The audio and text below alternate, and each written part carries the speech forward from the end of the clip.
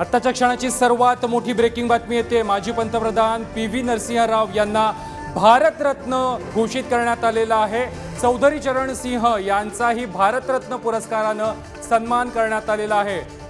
आत्ताच्या क्षणाची ही सर्वात महत्त्वाची ब्रेकिंग बातमी आहे। पंतप्रधान नरेंद्र मोदी यांनी एक्स पोस्ट करून या संदर्भातील माहिती देखील आता दिलेली आहे। 3 जणांना भारतरत्न पुरस्कार देण्यात आलेले आहेत। माजी पंतप्रधान पी.व्ही. नरसिंह राव यांना भारतरत्न पुरस्कार देण्यात आलेला आहे। चौधरी चरण सिंह यांनाही भारतरत्न पुरस्काराने सन्मानित करण्यात आलेला आहे। पंतप्रधान नरेंद्र मोदी यांनी एक्स पोस्ट करत या संदर्भातील माहिती दिली आहे।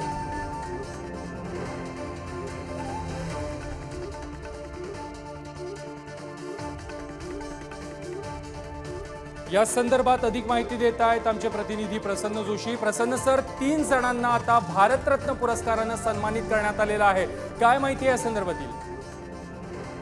नरसिंह राव यांना भारतरत्न जाहीर करण्यात आलेला आहे। ही एक फार महत्त्वाची घडामोड आहे। आपल्याला कल्पना आहे, नरसिंह राव त्यांच्या कारकिर्दीमध्ये 2 प्रमुख गोष्टींसाठी ओळखले जातात। एक म्हणजे तेच पंतप्रधान असताना भारतानं उदारीकरण, खासगीकरण आणि जागतिकीकरणाच्या क्षेत्रामध्ये पाऊल ठेवलं आणि देशाचा आर्थिक नकाशा बदलला, वेगळं पर्व सुरू झालं।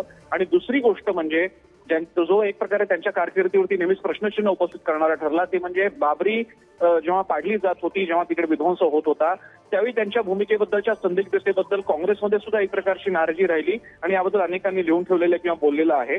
जे काही असो, पण याचा नरसिंहराव यांचं कॉन्ट्रीब्युशन नाकारता येणार नाही, खास करून देशाला आर्थिक वेगळ्या विकासाच्या वाटेवर नेण्याबाबतीत।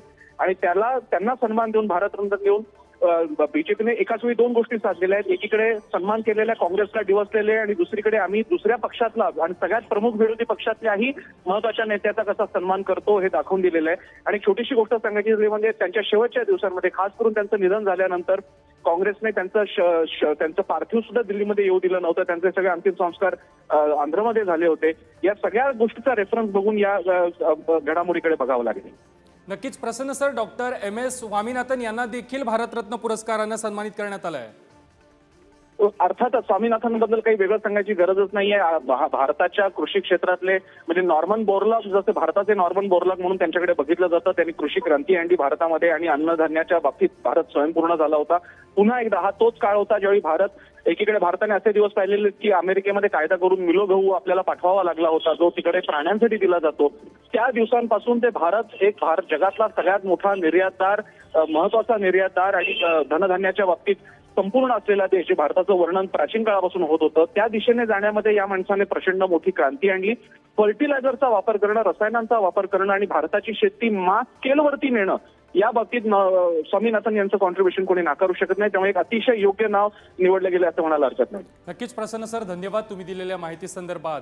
3 जणांना भारतरत्न पुरस्कारानं आता सन्मानित करण्यात आलेला आहे। माजी पंतप्रधान पी.व्ही. नरसिंह राव यांना भारतरत्न सन्मानानं सन्मानित करण्यात आलेला आहे। तसंच चौधरी चरण सिंह यांना देखील भारतरत्न पुरस्कार जाहीर करण्यात आलेला आहे। Doctor M S. स्वामीनाथन यांना देखील हा पुरस्कार जाहीर करण्यात आलेला आहे।